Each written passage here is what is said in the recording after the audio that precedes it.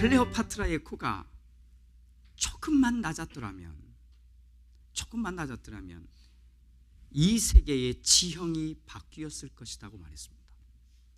이 말이 무슨 말이냐면, 만약 클레오파트라의 외모가 조금만 부족했다면 안토니우스가 이 클레오파트라의 치마폭에 빠졌다가도 헤어나왔을 수 있었을 것이고, 만약에 그렇게 해서 헤어나올 수 있었다면 본처를 버리지도 않았을 것이고, 그리고 따라서 처남인 옥타비아누스하고 부딪히는 전쟁을 벌인 악티움이라고 하는 바다 전쟁을 일으키지도 않았을 것이고, 만약에 그 전쟁이 일어나지 않았다면 그 전쟁에서 승리한 옥타비아누스가 로마 제국의 초대 황제가 되지 않았을 것이다 라는 이야기입니다. 한 남성이 클레오파트라라는 여성에 매혹된 이 우연한 사건으로 인해서 이 인류의 역사가 너무 많이 바뀌었다는 이야기를 하는 겁니다. 한동안 감추었던 사건이 크게 부각되었습니다.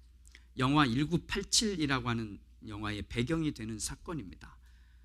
툭 하고 쳤더니 억 하고 죽었다는 게 그 이야기입니다. 아시나요?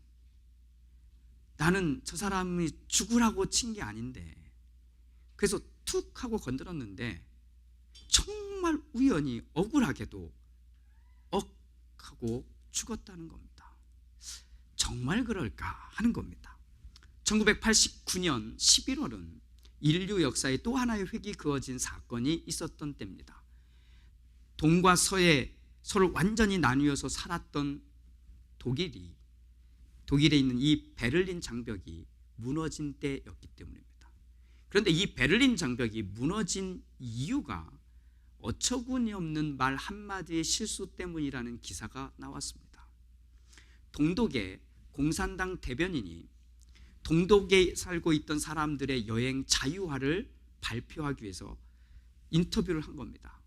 그래서 발표를 다 끝내고 나서 돌아가려는데 질문이 나온 겁니다. 그러면 언제부터 우리 동독 사람들은 여행이 자유화가 됩니까? 라고 묻자, 이 질문에 미처 답을 준비하지 못한 이 대변인이 얼떨결에 지금 당장이라는 말을 하게 됩니다.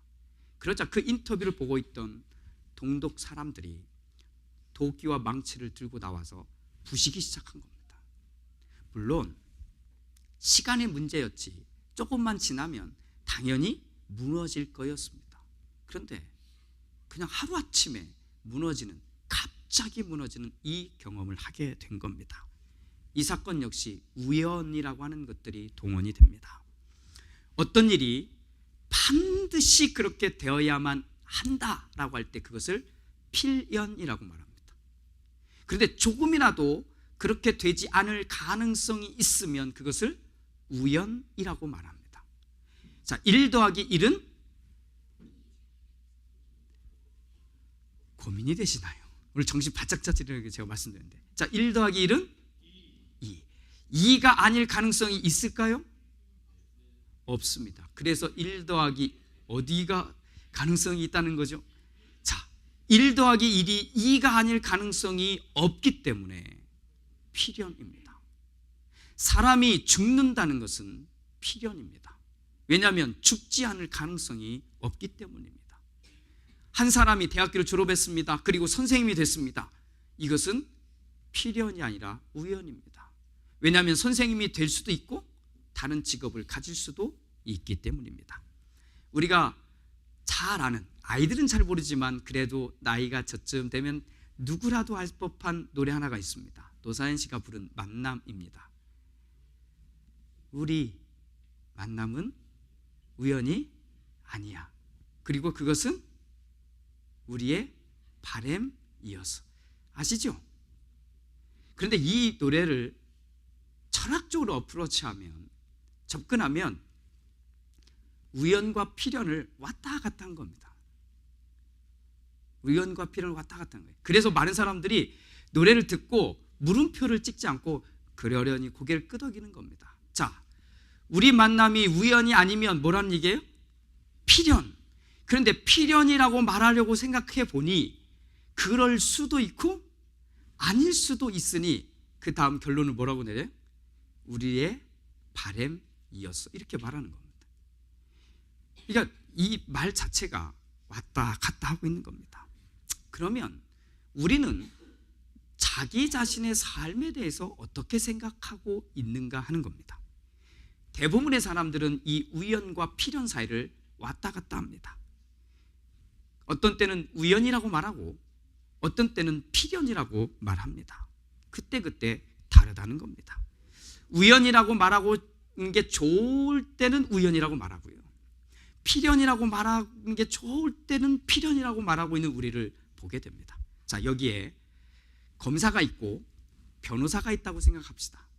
누군가 한 사람이 죄를 짓고 죄를 인정하고 있는데 검사와 변호사의 모습을 여러분 한번 그림처럼 그려보세요. 검사는 이 사람이 죄를 지은 필연적인 이유가 있다는 것을 드러냅니다. 증거를 가져오고 뭔가를 막 제시하면서 이 사람은 의도적으로 분명히 그 생각에 빠져 있어서 이것을 그 사건을 벌인 겁니다 라고 말하고요, 변호사는 뭐라고 얘기하냐면 이 사람을 놓고는 뭐예요? 이 사람이 그럴 마음이 없었다, 그런데 우연히 이렇게 됐다라고 변호하고 있는 겁니다. 이 똑같은 사건을 놓고 한쪽은 필연을, 한쪽은 우연을 이야기하고 있는 겁니다. 한국은 술을 마시고 사고를 낸 사람에 대해서 굉장히 관대하게 처벌합니다. 왜일까요? 이 사람이 원래는 그럴 마음이 없었는데 저놈의 술 때문에 이렇게 됐다고 이해하려고 하니까. 그런데 미국 사회는 제가 아는 한 반대입니다. 더 가중처벌을 합니다. 왜죠? 이미 술을 마시는 순간부터 이 사람은 죄 지을 가능성을 높였다는 거예요. 이미 마음속의 의도가 그렇게 높아져 있으니 그 사람은 죄를 지을 수밖에 없다고 더 가깝게 판단하는 겁니다. 우연이라는 말과 필연이라는 말을 우리가 얼마나 자기 마음대로 쓰고 있는지를 우리는 봐야 합니다. 자, 그렇다면 오늘 여러분들 예배에 나오셨지요? 오늘 예배에 나오신 것은 우연일까요? 필연일까요? 네, 우연일까요? 우리와 같은 기독교인들이 주일 아침에 예배를 드리러 나오면서 이렇게 말합니다. 당연히 예수를 믿는 사람들은 예배를 드려야지 라고 말합니다. 당연하다는 말은 필연이라는 말과 같습니다. 그런데 정말 필연일까요? 아니면 우연일까요? 사실은 필연이라고 말하고 싶지만 우연입니다.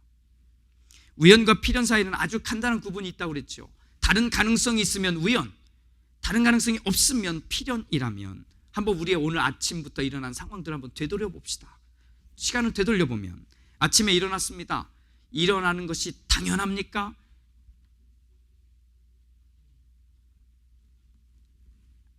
아닙니다. 그렇지 않습니다. 우리는 너무나 당연한 것처럼 생각하지요. 그렇지 않습니다. 자, 일어났습니다. 준비하고 차를 타기 위해서 차고 안에 넣었던 차에 딱 앉았습니다. 차고의 문을 딱 열었습니다. 이 차고의 문이 꼭 열려야만 합니까? 아니죠.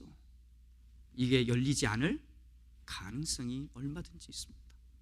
자, 차고의 문은 열렸는데 시동을 걸었는데 시동이 걸리지 않을 가능성이 얼마든지 있습니다. 오는 동안 내가 사고를 낼 가능성도 얼마든지 있고, 나는 사고를 아무것도 내지 않았는데 누군가 앞쪽에서 다 사고를 내서 경찰들이 모든 길, 내가 교회로 가는 모든 길을 다 막고 못 가게 해서 여전히 지금 길 가운데 서 있을 가능성도 얼마든지 있습니다. 내가 원하든 내가 원하지 않든 이 가능성이 얼마든지 놓여 있는 겁니다. 그런데 이 모든 우연을 넘어서 지금 우리는 여기에 와 있는 겁니다. 그런데 중요한 건 여기입니다. 이 우연을 가지고 평생 우연으로 사는 사람이 있다는 겁니다. 반대로 우연을 가지고 살면서도 필연으로 넘어가는 사람이 있는 겁니다. 제가 보는 시선으로는 이 상황은 우연일 수밖에 없습니다. 지금 여기에 우리가 이렇게 모여 있는 것, 또 로고스 교회가 이렇게 생겨난 것, 이렇게 예배를 드리고 지금 서로에게 인사하고 그리고 서로 나누고 함께 기도하는 것, 이거는요, 이러지 않을 수 있는 모든 가능성이 다 있었는데 그걸 넘고 여기에 있는 겁니다. 그래서 더 놀라운 겁니다. 그래서 우리는 어쩌면 평생을 이 우연이라고 하는 거에 묶여 지낼 수 있습니다. 룻이라는 여인이 집 문을 열고 밖으로 나왔습니다. 두려웠을 겁니다. 룻에게는 행운이 필요했습니다. 왜냐하면 나가면 자기가 험한 꼴을 당할 수 있는 가능성이 얼마든지 열려 있으니까. 그에게는 행운이 필요해서 나가서, 아직 하나님을 모르고 있는 룻의 입장에서는 그래도 내가 이 행운이라도 있어서 나가서 먹을 것을 얻고 오는 것이 정말 나에게 좋은 일이니 가능성이 다 있지만 그걸 바라보고 나온 겁니다. 집을 나와 이삭을 줍던 사람들을 따라서 같이 이삭을 주워가고 있습니다. 아무런 정신없이 열심히 줍다 보니 어느덧 보아스라는 사람의 땅에 도착하게 됩니다. 그런데 보아스가 먼 곳에 있다가 그곳에 오게 됩니다. 그리고는 사람들이 자기 앞에서 벌이는 대화의 내용을 보게 됩니다. 사람들이 보아스가 사람들에게 서로 말하고 있는 내용을 보게 됩니다. 하늘을 바라보면서, 하나님을 바라보면서 믿었기에 길을 나선 룻이 아니었습니다. 룻은 오늘 내가 이렇게라도 해야만 살 수 있으니까 문 밖으로 나온 겁니다. 가능성은 두 개가 다 열려 있는 건데, 분명히 내가 잘 살 수도 있고 좋은 은혜를 경험할 수도 있지만 험한 꼴도 당할 수 있는 이 가능성을 열고 집 밖으로 나온 겁니다. 이유는 다른 것 없습니다. 이러지 않으면 살 수 없으니까. 이렇게 하자면 자기도 살 수 없을 뿐만 아니라 자기와 함께하고 있는 시어머니인 나오미도 살 수 없기 때문입니다. 이렇게 룻이라는 여인은 우연을 넘고 또 넘고 넘어서 지금 이 밭에 도착한 겁니다. 그래, 똑같습니다. 보아스라는 사람도 자기의 삶의 우연을 넘고 넘어서 지금 이 밭에 오게 된 겁니다. 우리는 이 두 사람, 우연과 우연이라고 하는 이 두 사람이 와서 딱 만난 장면을 성경을 통해서 보고 있는데, 성경은 이 사건을 두 단어로 구분해 버립니다. 룻에게는 우연이라고 하는 단어를 붙여주고 보아스에게는 마침이라고 하는 단어를 붙여주고 있다는 겁니다. 이걸 잘 보십시오. 우리가 볼 때는 둘 다 우연을 넘어서 왔는데 룻에게는 우연이라고 하는 말을 붙여주고, 그리고는 보아스에게는 마침이라고 하는 단어를 붙여줍니다. 무슨 말일까요? 룻은 지금 자기가 맞는 사람이 누군지 모릅니다. 지금 룻은 이 사람을 만나기 위해서 나온 게 아닙니다. 그냥 오늘 이 곡식을 주어야만 먹고 살 수 있으니 한 톨 한 톨 주어가며 지금 나온 겁니다. 그러다가 이 사람을 만난 건데, 보아스는, 그래서 룻에게는 우연이라는 말을 붙이는데 보아스는 다른 겁니다. 보아스는 이 사람이 지금은 누군지 모르는데 이 사람의 이름을 듣고 이 사람을 알고 있었던 겁니다. 이 사람을 만나야만 했던 사람입니다. 아니, 더 정확하게 말하면 나오미가 집 안에서 묶여 있다가 이걸 툴툴 털어버리고 제일 먼저 찾아가야 될 사람 중에 한 사람이 보아스였던 겁니다. 그러니 보아스는 와야만 했던 사람입니다. 그래서 성경은 이 사건을 이렇게 지켜보고 있는 겁니다. 룻은 우연히 이 밭에 이르렀지만 그때 마침 보아스는 그 밭에 이르게 되었다라고 말하는 겁니다. 이것이 오늘 우리가 살고 있는 이야기입니다. 우리의 이야기입니다. 우리는 오늘 왜 여기에 와 있는지 한번 생각해 봐야 됩니다. 습관적으로 왔다고 하더라도요, 이 우연을 넘어서 온 겁니다. 대부분은 조금이라도 잘 살아보려고 오는 겁니다. 오늘 내가 예배를 드리면 하나님이 나를 만나주시고 나와 함께 하시겠지, 나의 이 삶에 문제가 있으면 이 문제를 해결해 주시겠지, 어떤 모양이든 내가 여기 가면 망할 것 같으면 아무도 오지 않았을 겁니다. 그런데 희망이 있으니까, 뭔가 잘 될 것 같으니까 이 우연을 넘어서 여기에 온 겁니다. 그런데 우리를 향해 반대편에서 걸어오시는 분이 계시다는 겁니다. 우리를 향해서 반대편에서 걸어오고 계시는 그 분이 하나님이시라는 거예요. 이게 우리가 나오고 있는 우리의 진짜 모습인 거예요. 내가 교회를 나오는데 나는 오늘 내게 조금만 은혜만 있어도 내가 이것을 주우며 나오는 게 우리의 모습인데, 우리의 모습이라면 하나님은 나를 책임지려고, 나의 삶에 대한 모든 문제를 해결하려고 반대편에서 필연적으로 당연히 걸어오고 계시는 겁니다. 그래서 예배는 어떤 거냐면, 내가 이 우연을 넘어오면, 그리고 그 마음을 지키면, 내가 하나님을 만날 수 있다고 하는 이 마음을 지키면 하나님은 당연히 여기 계시다는 겁니다. 하나님은 당연히 여기서 나를 만나실 거라는 거예요. 안타까운 건 반대예요. 내가 아무 생각 없이 이 자리를 오면, 아무런 기대감이 없이 이 자리에 오면, 내가 막 살고 내 마음대로 내 판단대로 살고 여기에 오면 하나님이 옆에 계시는 것조차 알 수 없는 겁니다. 우연히 온 내가 우연히 지나가는 하나님을 볼 수밖에 없는 거예요. 오늘 성경을 우리 정확하게 봅시다. 나는 우연을 살아도 반드시 내 앞에 필연이신 하나님을 믿게 되시기를 주님의 이름으로 축복합니다. 나는 우연히 가는데, 내가 우연히 가는데 내 생각에 훅 빠져서 지금 내 옆을 지나가고 계시는, 아니 나를 기다리고 계시면서 그 자리에 계시는 이 하나님을 만나지 못한다는 건 불행인 겁니다. 주님 여기 계시잖아요. 저는 장소적으로 교회 안에 하나님을 가둬놓는다는 얘기가 아닙니다. 내가 여기 와서 정말 하나님을 만나기를 소망하고 하나님에 대한 은혜를 소망하고 있어서 이 자리에 오면 하나님은 반드시 여기에 계시는 겁니다.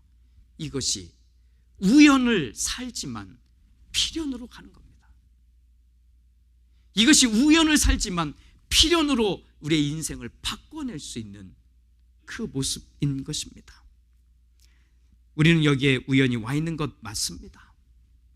하지만 하나님이 왜 묶어 놓으셨을까요?